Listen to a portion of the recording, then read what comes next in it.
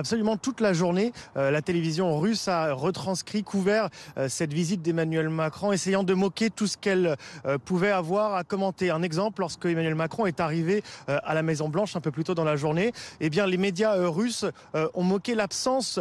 du président américain pour l'accueillir sur le perron, y voyant un signe du manque d'égard de la part du locataire de la Maison-Blanche en direction du président français. Le Kremlin a également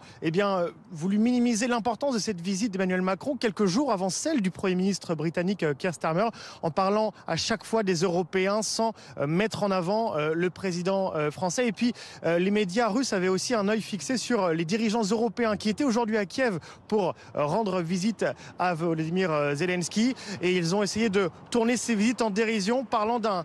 deal que l'Europe essaye de faire pour elle aussi trouver sa part du gâteau.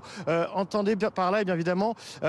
prendre sa part du gâteau sur les minerais et les terres rares ukrainiennes. Voilà comment Moscou a couvert aujourd'hui cette journée très importante, avec un œil fixé sur l'Ukraine, un autre fixé sur Washington, et on attend ce soir les réactions des médias ou du Kremlin quant aux déclarations du président Trump, parce que lorsqu'il dit que Vladimir Poutine serait prêt à accepter la présence de troupes sur le sol ukrainien, cela va évidemment absolument à l'encontre de ce que